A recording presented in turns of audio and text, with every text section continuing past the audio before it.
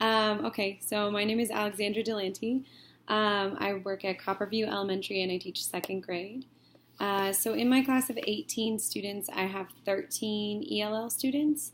The level of English spoken between them varies between, I have, for example, one Chinese student who just moved here and she seems very much in her silent period. She mostly refuses to speak in Mandarin because I speak some Mandarin or English, um, though she's breaking out a little bit. And then I also have the majority are Spanish, native Spanish speakers, but I also have speakers of Arabic and Somali.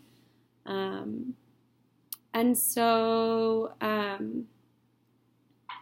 one of my examples of English used by an ELL student was from a native Spanish speaking girl in my class who was upset with one of her classmates. And she said, "Teacher, Francisco poked me," and I say, "Stop," and he not stop.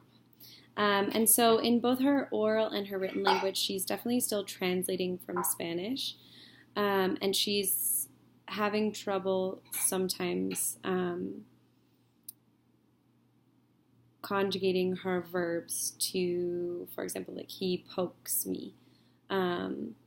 There's certain things that are still difficult for her to remember to say in a sentence, but altogether she's organizing her sentences correctly for the most part.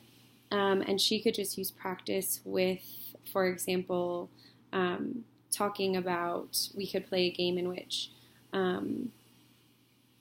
we talk about what he or she does, and she could practice saying he runs, she runs, and make sure she keeps the S's on.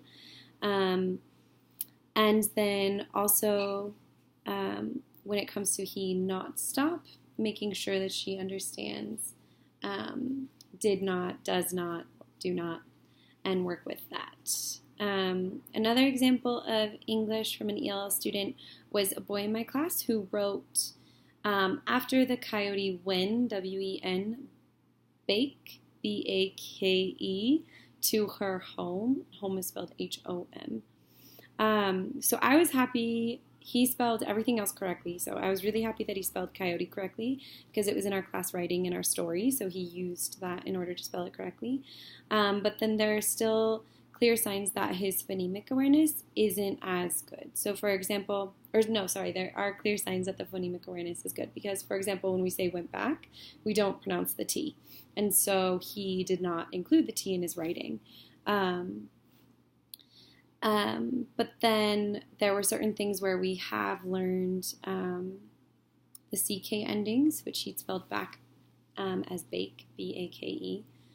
And so it could be practicing making sure the pronunciation fits, but also the spelling patterns, reviewing our spelling patterns.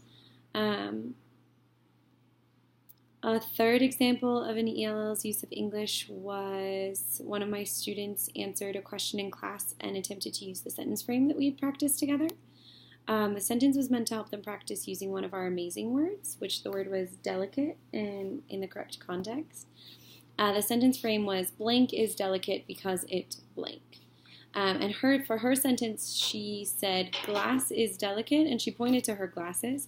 So glass is delicate because they can break when you step on them. So in this situation, she was trying to express that glasses are delicate.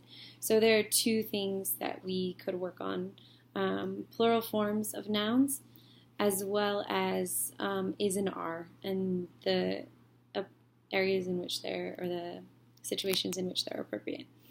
And then also something slightly awkward at the end of the sentence, which is they can break when you step on them, which is correct, but we probably might say they can break if you step on them. But I think that might be too advanced for a second grader, so I would probably focus on plural nouns and is and are. And that's it. Thanks.